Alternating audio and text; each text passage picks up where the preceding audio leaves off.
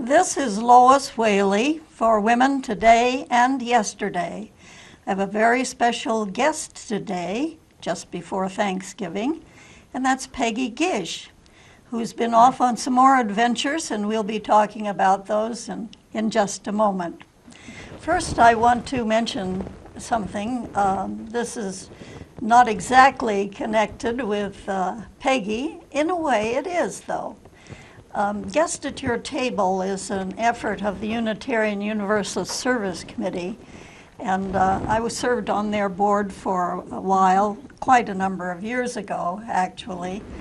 But they collect money, and one of the things that they help with are refugees. Mm-hmm. And that all started, actually, in a refugee effort because the people that we see next are Wait Still and Martha Sharp. And in 1939, they went to Czechoslovakia because, well, actually the First Lady of Czechoslovakia was Mrs. Masaryk, was a Unitarian from the United States. And after the Munich conference, when Czechoslovakia lost the Sudetenland, the Unitarians in this country thought it would be good to send someone over to maybe help the Czechs. And they talked to about 17 ministers, and they finally found a couple that would go. Wait Still Sharp, the Reverend Wait Still Sharp, and his wife, Martha, who was a social worker. And they got to Czechoslovakia just a week or two before the Nazis actually seized Prague in March of 1939. Wow. And they were already working, helping, because there had been over 200,000 refugees from the Sudetenland, Czechs, who had moved out because most of that area was German-speaking people who had been annexed to Nazi Germany. So anyway, they were the founders of the Unitarian Universalist Service Committee, and they later went, well, they were there until August 39, helping refugees, went back, and on their way back to the United States, war broke out in Europe in September of 1939. So they went back the following spring and helped refugees in Spain and France. Mostly it was getting refugees from France to Spain and to Portugal so they could get out of the country. Anyway, Diane Rehm spoke about them just last week because she interviewed Ken Burns, who made a documentary about the Sharps, which played in September here in this country. You know, one of his wonderful, he's done the Civil War and baseball and all sorts of things, and he did this story about the Sharps and their refugee work. So I thought it might fit in a little bit with some of the things that you've done, interesting journeys that you've made for helping refugees and other people who are affected by wars in the Middle East. So Peggy, I know you've been on my program before. Yes. It's been a couple of years, though. Yep, it's good to be back. It's always good to see you and to find out about your various adventures. And of course, you are very well known, and your husband Art was such a great person. He went to Israel, didn't he? Yeah, he worked in the West Bank. In the West Bank. In around Israel. the city of Hebron. Near Hebron. And I asked you if you'd bring a picture of Art, and so we've got a couple of nice pictures that Matt can show us. There he is. Yep. Right. Yeah. Tragically, he died a couple of years ago. Yeah, 6 years ago. 6 years ago. Yeah, he just loved the children, and he always spent time. But here is one of the jobs that he did while he was there was to accompany children because they would be attacked by Israeli settlers or soldiers as they were just trying to go to school.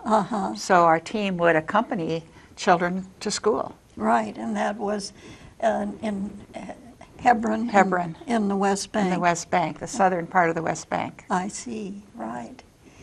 And there's a famous picture of him. Actually, usually we see it from the side, don't we? Right, yeah. What's he doing? He was shopping in a big produce section in Hebron when he saw Israeli tanks and bulldozers coming to destroy the produce market. Oh dear. And so he was alarmed, and he just stood up in front of, here it's a vehicle, but there's another picture, I didn't have it along with me today, of him standing in front of a big tank. And he actually stopped the tank by putting his arms out like that. And and then that didn't stop the people, you know, after he did that, the tank stopped, but then it went around him and continued destroying the produce and the tables. Dear. But then he went and helped sellers, like, collect their stuff and move boxes and crates out of the way so they wouldn't be destroyed. So that and these other pictures of him at the market there went around the world, and they were on front page newspapers around the world, except for the United States. The United States did not cover that, but I have all those pictures to show that he was there. Right, my goodness. Anyone wanting to see the other picture can Google Art Gish and then tank, and it'll pull up the other picture from the side. Oh, yes. Yes. Well,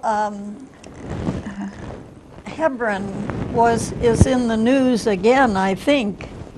I was looking at the internet yesterday, actually, and they were mentioning a man who worked in Hebron named Issa Amo or something like that. Yeah.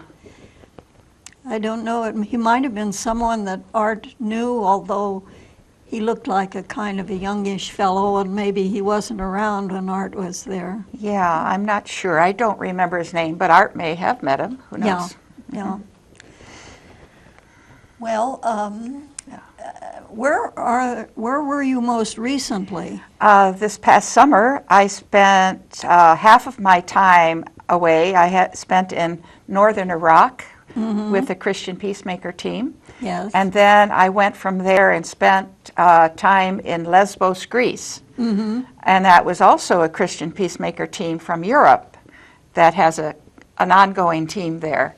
And so that's where I was most involved with refugees, was there on working in a very small refugee camp that sprung up, was put together quickly by local residents of the island and made a very, it's never a comfortable place for refugees to stay, but has provided,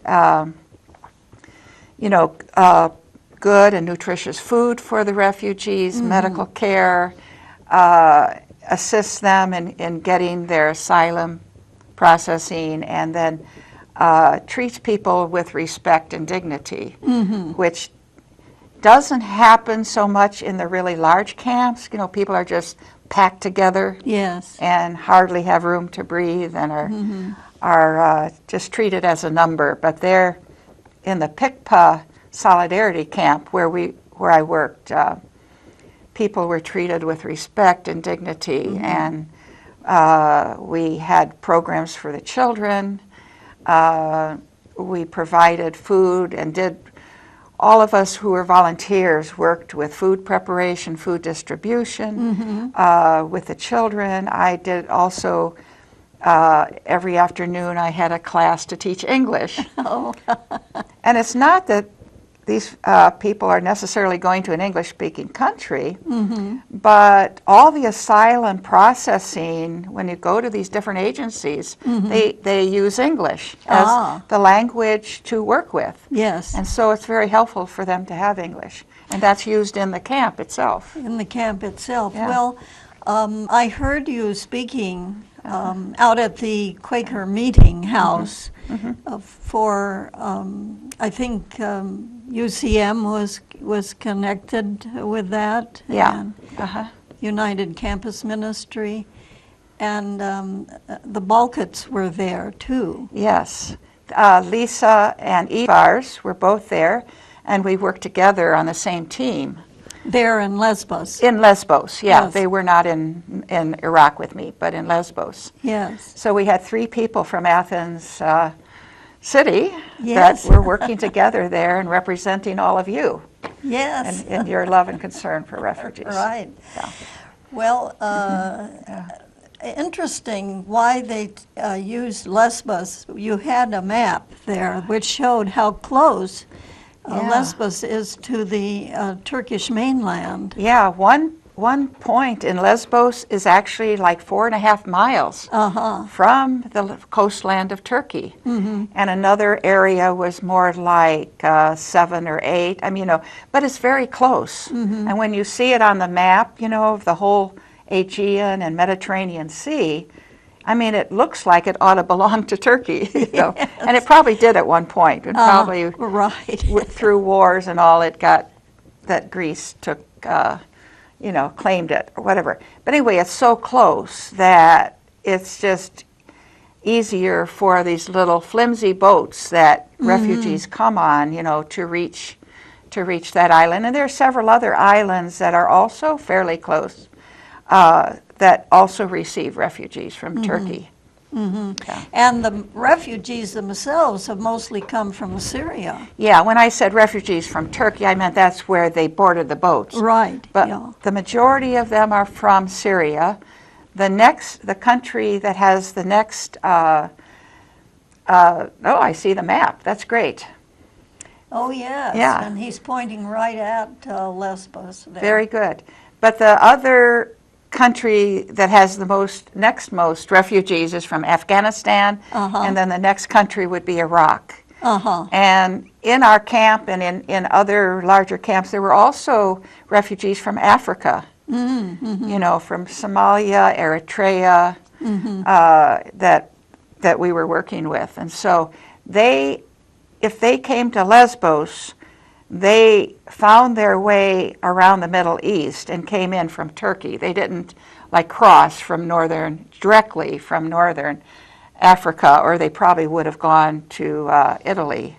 Yeah, most of the ones leaving that way. Leaving Tunisia, perhaps. Yeah, or, yes, right. So. The closest way to get to Sicily, to Italy in the mid-Mediterranean. Yeah. Right. Well, there are a lot of people on the move, and it's something that has, you know, caused problems certainly for the receiving countries, Greece. But most of the people who get to Greece are really on their way to other parts of Europe, aren't they? Yeah, they are, and that's where they want to go. And yet, this past March, most of the European countries closed their borders. Now, that's not completely closed. They will let a few in, like maybe up to 100 a month or something like that, into the country, but it's just very small comparison to the amount of people that are coming into Greece, you know, and who really need to move to another place, because like just the island of Lesbos itself, there's over 6,000 refugees just on that island waiting to be moved. But they find that, and then some of those do end up going to Athens, Greece, or other parts of the mainland of Greece. But, you know, but then Greece is taking on, I don't know, an extraordinary amount of of burden for the care of the refugees. Yes. And this is a country that doesn't have good economic situation right now. Right. They've been the ones that have had the biggest problem, probably. Yeah. Followed by Spain, but in Greece it's even worse, and the Germans have worked especially with the Greeks. Yeah. But right. it is difficult to be a place that suddenly finds there are a lot of strangers Right. coming Yeah. in. Yeah, and yet, you know, in our country, a lot of people who keep up with the news understand this, but some others maybe don't understand why the refugees are coming in so many, you know, masses of them coming, Right, and it's really out of desperation. I mean, they're coming from situations where bombs are falling, where, Right. you know, or like in Afghanistan, I met young men who were being recruited by the Taliban, and they were told, if you don't join us, we'll kill you or your family. And so, you know, of course they want to leave, and they're desperate, and it's not just a whim or anything like that. No, yeah. But some of them have had family members already killed in the Yes. violence in their own countries. Well, as you can tell from my gray hair, I've seen a lot of wars come and go. I remember the Second World War because I was an 8th grader in 1944-45. I remember when Franklin D. Roosevelt was running for his 4th term, you know, in the fall of 1944, and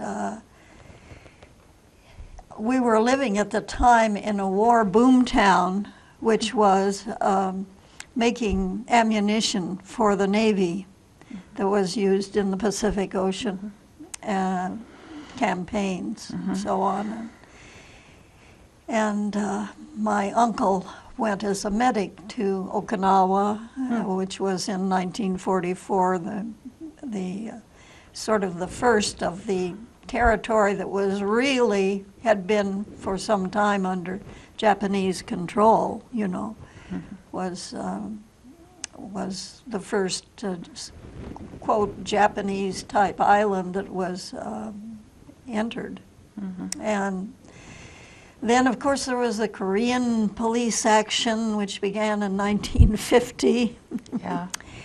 And we had already felt that we would, I'm just amazed that I'm still around here in 2015, because in 1950, I thought the world would blow up, you know, because of the atom bombs. Yeah. And as far as that's concerned, although people don't think about it much, we've still got thousands of atomic bombs, both, or, nuclear warfare of some sort or other we've been preparing for, and the Russians have been preparing for, and we have these things stored in our country and ready to go, and who knows?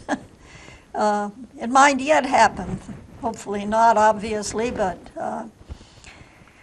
it is a concern, and it really is important for us to try to reduce that. Of course, I would like to get rid of them completely. right. And especially, we never know when a country will have a rogue leader who might put his finger on the button. And I hate to think Yeah. of that possibility for our own Right. government that might do something very rash like that. Right. Well, and Iran, for instance, the treaty that was recently signed and which has been,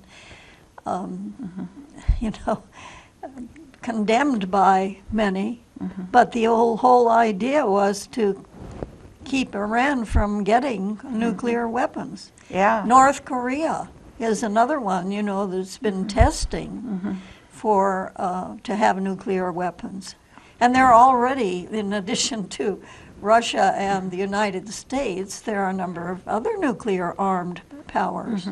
England and France and India, and it just is, very, very dangerous situation. Now, I know that one of the things you do on a regular basis, Peggy, tell us about your speak out or your silent speak out, as it may be, against war. You mean here in Athens? Here in Yes. Athens. Okay. Yes. Well, a group of us are out in front of the county courthouse every Monday from 11:30 to 12:30, and anyone who wants to come and hold a sign for peace or justice, they are welcome to join us. But we've been doing this for like 38 years. 38 years. It's hard to believe it, but I believe that's right. We started in 1978, and of course, Art and I were out there from at the very beginning of that. And there are many other community members that join us, but we speak out in that vigil. We hold signs and speak out against various issues, and we try to.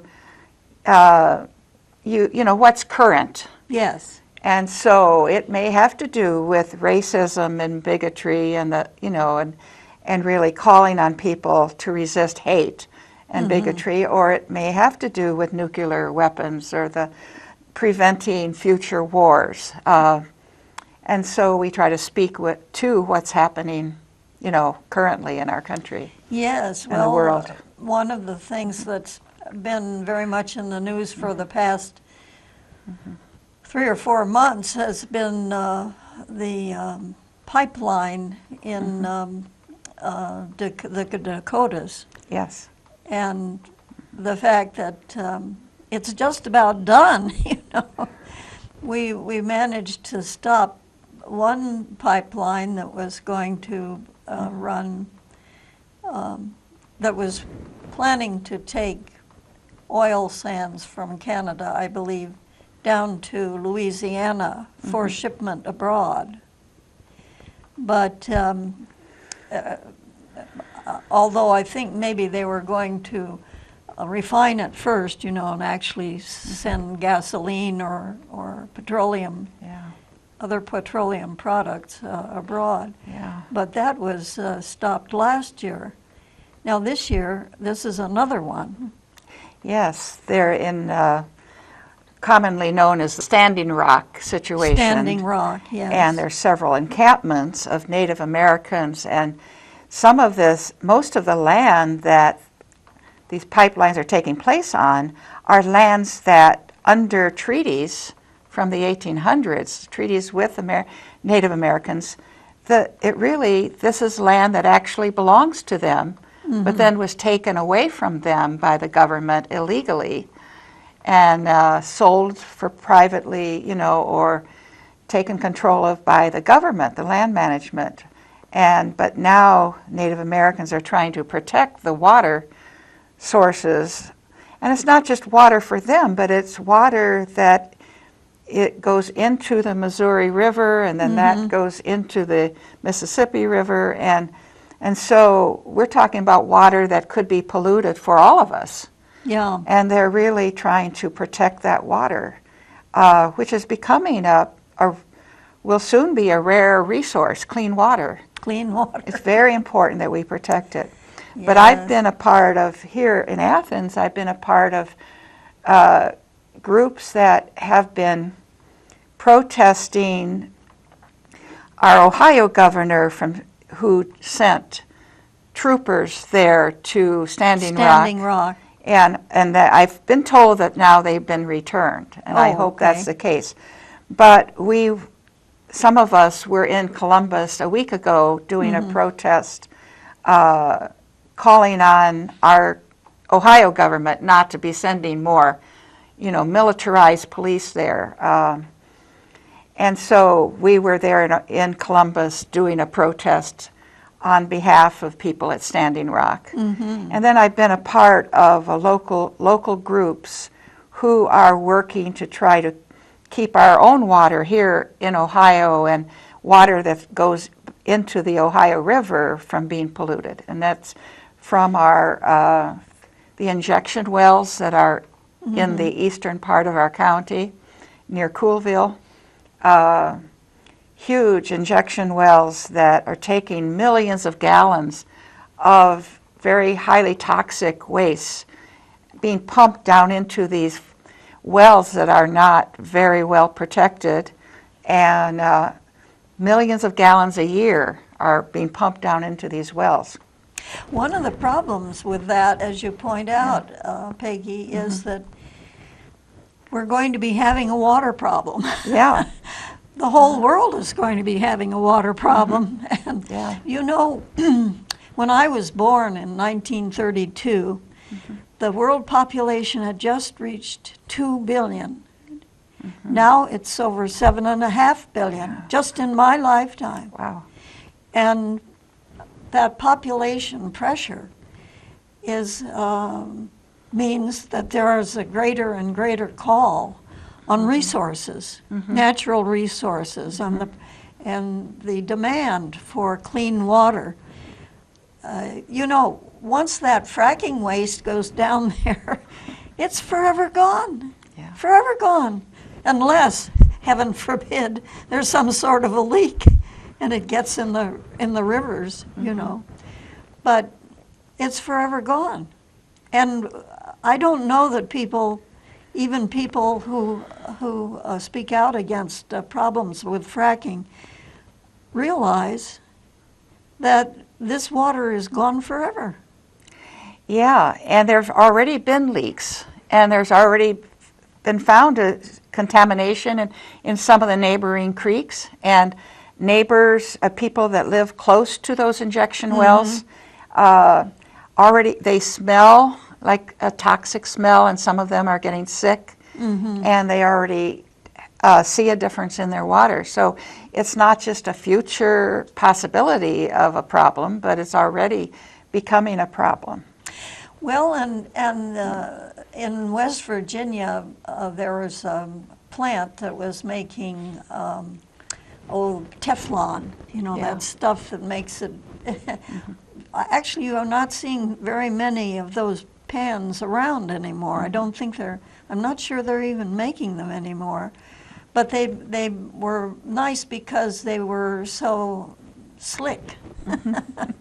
However, the Teflon plant was for so many years there on the banks of the Ohio and West Virginia, right across the river. However,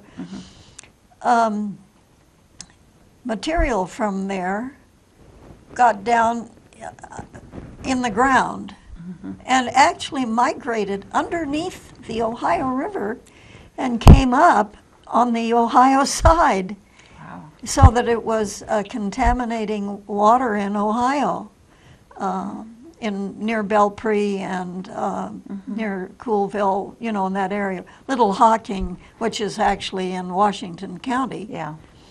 And we really don't, sometimes, you know, we do things and we think, oh good, there's a problem solved. Sometimes, uh-oh, you look around and my goodness, there's another problem, and it may even be bigger, you know, which has been caused by solving the first problem. Yeah, and now the Bureau of Land Management is giving permission for fracking to start taking place in the Wayne National Forest. And yes, in Marietta, near Marietta. Yeah, near Marietta, starting with Washington County near Marietta, and on December 13th they're going to have an online auction for leasing plots of land in that section of the Wayne National Forest. And yet, you know, what we know from other places where fracking has been done in places like that it has really caused major destruction of the land, for wildlife, you know, of the water sources, and building huge roads, you know, for truck access, and will really, I don't know, really spoil a lot of the beauty and the possibilities for our own recreational use and appreciation of those natural resources. Right, and I remember seeing a picture in one of the environmental journals contrasting the old-fashioned gas wells that, you see dotting the countryside still, the kind of a seesaw thing,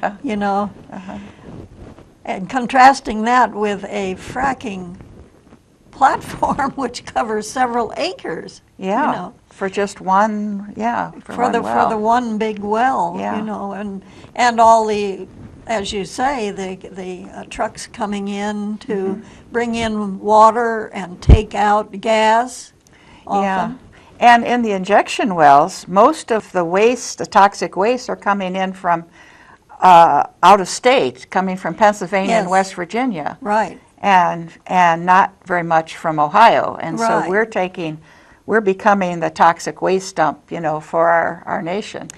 Yes, and they get something like 19 cents a barrel or something like that at the Department of Natural Resources. Yeah, the profits don't really go to the Ohio citizens. No, and especially not to Athens County people. Yeah.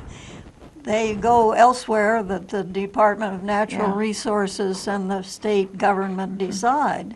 Right. So it's pretty problematic. Yeah, right. But it's, I think for our country, we need a whole new way of thinking about energy. Just one piece of that is, to realize that large corporations are making huge profits, but in the process, and maybe some people don't mind that, but what they're doing is they're making profits off of things that are polluting the land and the water, the air for all of us. Right. And we're the ones that actually pay the consequences for that while they make the profits. Yes. Yeah. Yes, it's, as I said, problematic. Well, let's talk a little bit about you. Okay. All right. You mentioned that you and Art had been protesting there by the courthouse since 1978, which I presume is about the time you came to these parts. Yeah, a year after we moved here. I see. So where did you come from? Well, I grew up in Chicago. Art grew up in eastern Pennsylvania. We met in college in Indiana. Okay. And I know. Yes. And then we spent another 3 years living in the Chicago area, and I worked as a social worker while he went on to school there. And then we moved to Philadelphia for 6 years. That's where our 3 boys were born. Then we moved to join a small Christian community, a rural communal farm in Kentucky. And then 3 years later, that group altogether moved up here and bought a farm halfway between Athens and Amesville. That's how we got here. And we've been living on that farm since so 1977 is when we moved up here. I see, So it's a long time. Yeah. It'll be 40 years next year. Yeah, it's hard to believe that time has 2017. gone by so fast, But you say you were raised in Chicago. Now, I had an impression that you were actually born abroad. I was born in Nigeria. My goodness. Yeah. How did that happen? Right. Well, my parents were living there. They were actually with the Church of the Brethren Missions. They were teachers most of the time that they were there. And but I was only 2.5 when our family came back. I didn't grow up there. And that was an English speaking, weren't the English sort of in control of the, maybe when you were born, which is a long time ago. Right. Now. At that time, when I was born there, it was still a British colony. And it didn't get its independence until, 1960. Now I had the opportunity to go back there a year ago. Oh, nice. And I spent 3 months there, and mainly the purpose there was to help people who had been displaced by Boko Haram, the militant extremist group, Boko Haram. And so we were working with local people who were helping them with material aid, helping them get replacement housing. We were working with trauma healing workshops with them, because those who had fled and were, had survived were very traumatized.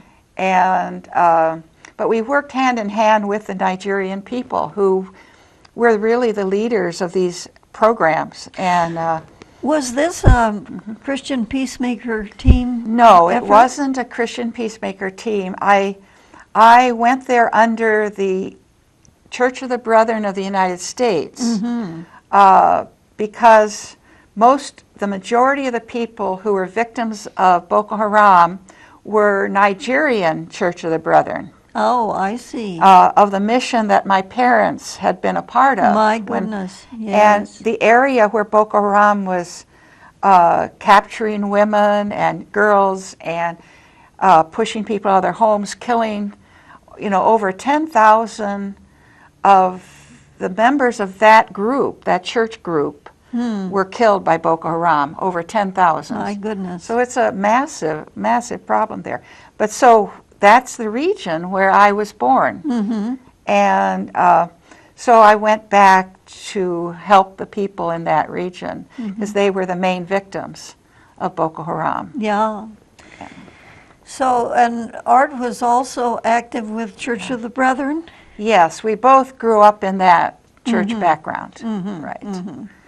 But he lived in eastern Pennsylvania somewhere. Right, yeah, on a farm. He had farming in his bones. I mean, and then when we moved here, we did organic farming. Yes. And selling vegetables at the farmer's market for years and years. Yes. Actually, up until and even a few months after. Oh, you have that picture, yeah. I have this picture. That's the picture I was going to bring. Oh, that's the picture. But anyway, yeah, so a lot of people know us through the farmer's market. Yes. But he was raised on a farm, and I was raised in the city, but I lived for the last, 40-something years on a farm, and I've really learned to love, and I've really become a country person. Well, that's great. But I know you do have relatives around the country, and we're busily visiting some folks recently, weren't you? Yes, my brother in Virginia, he had arranged for speaking engagements there, and I got to visit him. And in another week, I'll be going to visit a son in Pennsylvania, and for Christmas, I'll be out in San Francisco. Oh, yes. So visiting one him. of your sons lives in San Francisco? Yes, yeah, and his family. So I do travel in the U.S. either to speak or to visit family. Yes, yes. Well, San Francisco was always one of my favorite towns. I grew up in Nevada. Oh, yeah. And a part of the time on a ranch. Out there, all farms are called ranches. Everything's a ranch.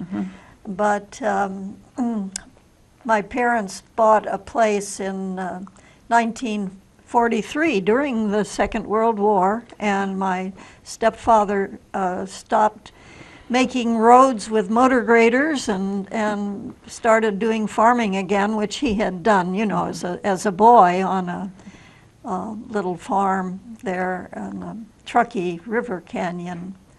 So I remember, taking care of the hens and mostly making sure that I got the eggs, that is to say, and making sure they had clean water with little mason jar, with water in it, and it you put on a cap kind of thing that lets the water come out a little bit, and have to change that every day. And so I remember things like that from my girlhood. Well, one of the other things I could say about Art and I is that when we were in college, the first social action thing that I took part in, both of us, was the March on Washington in 1963 with Martin Luther King. Yes. And that was especially inspiring. That was my first big action or march, and we came away from that really seeing that we wanted our lives to be dedicated to working for justice, working for peace, for people, in the United States as well as around the world, because it's all interrelated. Yes. And then from then on, we became involved in other civil rights movement activities, as well as anti-war. We protested against violence against women, environmental issues, and so we've been involved just multi-issue kinds of activities. We see them as all interrelated. Yes, well, they are. It's like my bag says, if you want peace, work for justice. Yeah. I think we're going to see a picture of that close up later. Okay. I believe Matt is busily doing something else backstage there right now. But, okay. He says, nope, here I am. So he's going to show that if you want peace, work for justice. And this is by Appalachian Peace and Justice Network. Now, it seems to me that I remember that you were actually like on the staff of that group at one point, weren't you? Yes, I was. And I was a co-director for, 11 years. 11 years, Yeah. my goodness, that long. Yeah, and we we worked with people from the whole southeastern region, not just Athens County, and on multi-issues of peace and justice. And we would go out and support local groups working for peace and justice in other counties in our area. And we spent time in schools preparing teachers and students to do conflict resolution programs, peer mediation programs, alternatives to violence programs for people in different professional groups, a lot of different kinds of work. And APJN is continuing that under Mara Giglio. I know that, for instance, bullying in the schools is one of the programs that she works with in particular. Yes, she's doing really good work with that and supporting local groups that are training people to intervene if women are being assaulted or women are being harassed on the streets or in bars. And so APJN has been doing a lot of, overseeing other people's projects having to do with violence, and also has supported local efforts to really confront racism in our society and to work with us white people who are learning even more deeply about white privilege. Yes. Because even if I want equality in our society, and I even may do some work for it, I have been realizing that I have these racist, ideas and thoughts and that I was just schooled in growing up in our own society that I can't just shuck off, real quickly. And I have privilege as a white person. Yes. And want to be, and I'm learning how to be a better ally to people of color, people from marginalized groups that are maybe increasingly becoming under attack by people. So.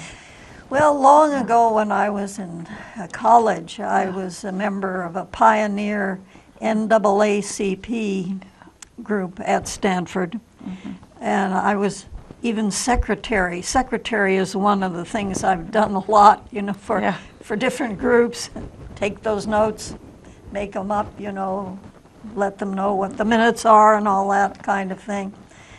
But that was at a time when we got started at a time when there were no undergraduate black people on campus at Stanford, which is a large California institution, There had been some, in the past, and there were more, and nowadays they have very large contingent, not only of American black people, but also Latinos and people from abroad.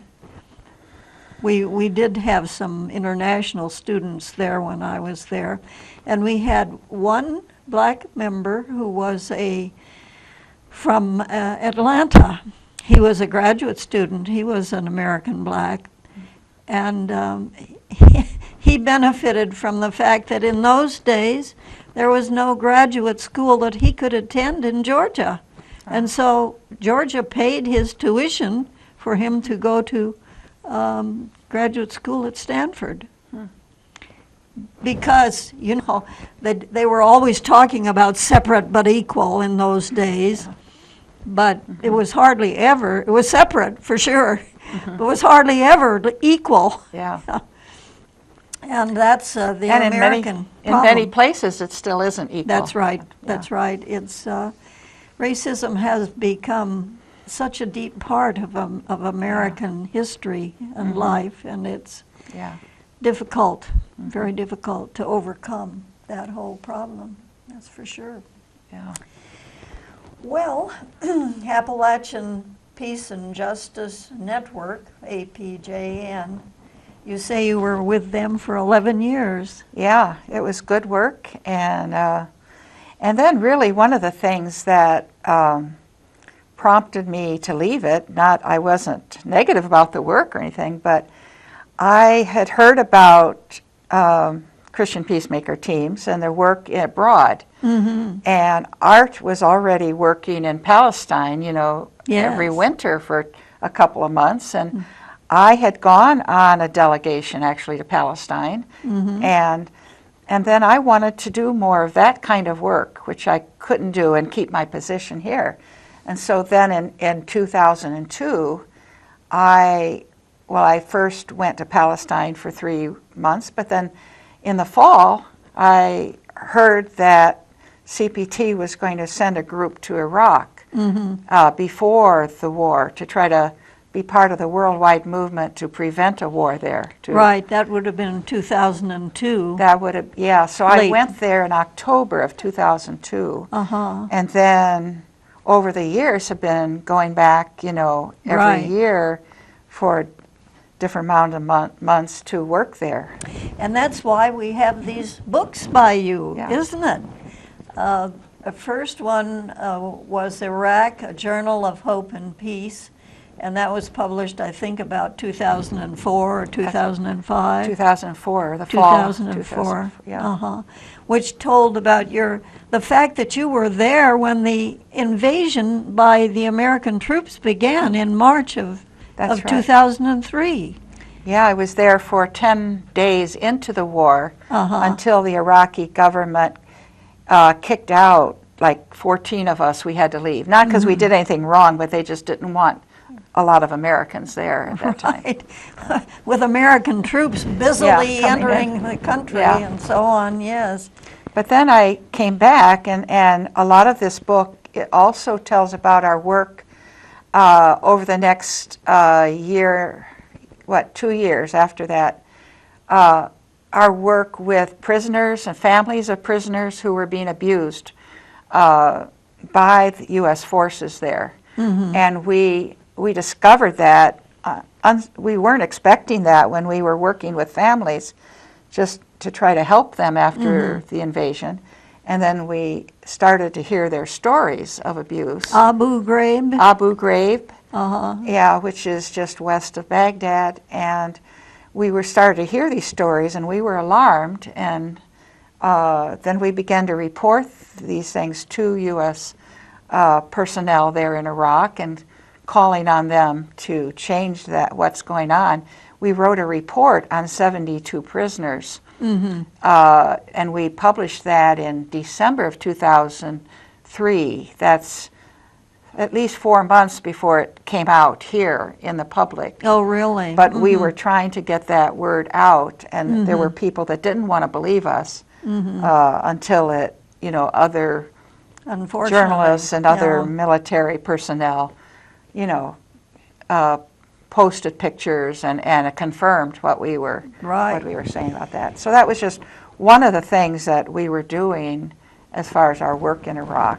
On your second book, Walking Through Fire, was done about 8 or 9 years later, wasn't it, really? Yes, right. That came out the fall of 2013. 2013. 3 years ago, yeah. Just 3 years ago, but that reported some of the things that you'd done in the meantime. Yes. With Christian Peacemaker Team. Right. And while at first you were in Baghdad itself, you later moved your operations up to Kurdish part of Iraq. That's right. Yeah, we moved up there where we could travel around and work more freely, and where we weren't putting Iraqi personnel in danger, like translators and drivers who would have been in danger just working for us, and we decided not to do that. But we were able to travel around from that vantage point, you know, into areas where we could still travel and work. One of the interesting things I've found in Walking Through Fire was a sort of a memoir that you added that went back to 2003, and the fact that you had, when you and other people that you were working with had to evacuate during the the U.S. Invasion, and there was a bit about how on the way out there was an accident. You weren't involved personally, but someone in another car was. Yeah, and you're referring to, you know, when I said that the Iraqi government kicked us out, that is, what they did is they took our passports and stamped it that we had to be out the next day. So we were forced to drive, well, we had 3 cars driving on a very dangerous journey from Baghdad to Amman, Jordan, while we saw bombs falling on both sides of the road on this highway, and there were a lot of broken pavement along the road on the highway, and vehicles that had been bombed.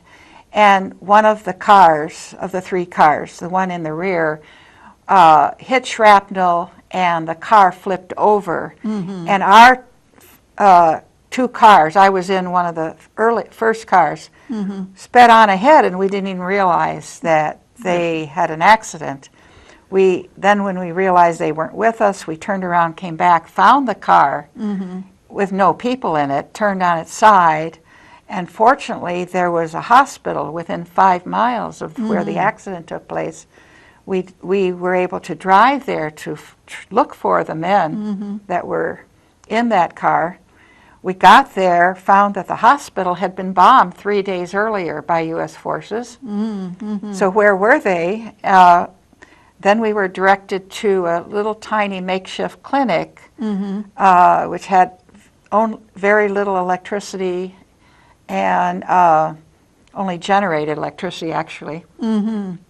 Found that none of the men had been killed, but had been wounded. 2 of them would have died had Iraqi doctors not doctored them at that point.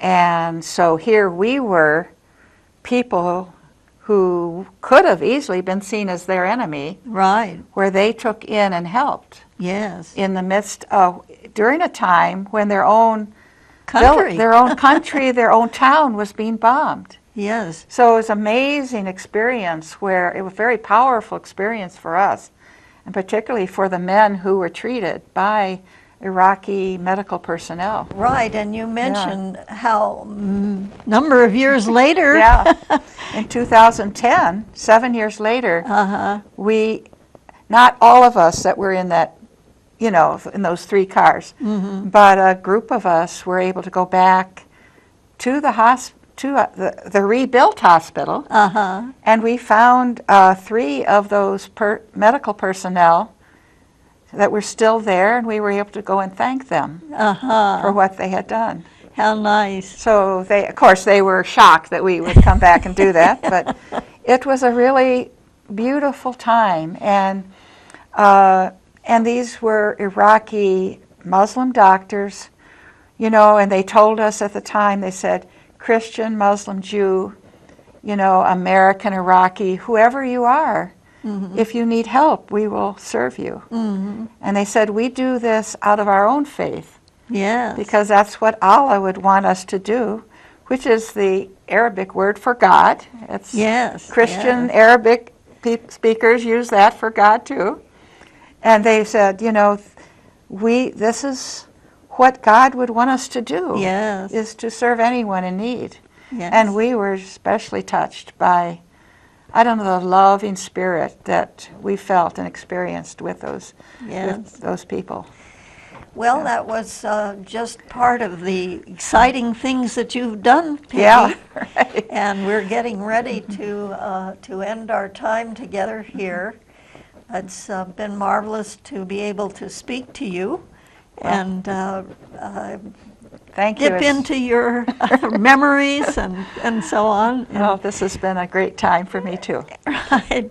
Is there any last word you have? And let me say that here's Peggy Gish. She speaks all over the country about her adventures and the wonderful things she's done to help humankind over the years. Yeah, well, I would just want to encourage people, you know, to just open their heart, their lives to the needs, the suffering of people around the world, as well as to, I don't know, to the suffering in our own country caused by injustices, caused by prejudices and all, and just be open to how we need to change, how we, and to really working to be that change. Yes. To be that change in your own life, but be part of a movement that is that's really what will make America great, or keep it great, or whatever, however you want to look at it, is to do that kind of work for brotherhood, sisterhood, for economic equality, you know, for helping the poor of our country to get jobs again and to be able to make a decent wage. All of that's wrapped up together. It's wrapped up together. Yeah. And if you want peace, work for justice. Yeah. Just like the APJN bag says. Yeah. This is Lois Whaley for Women Today and Yesterday.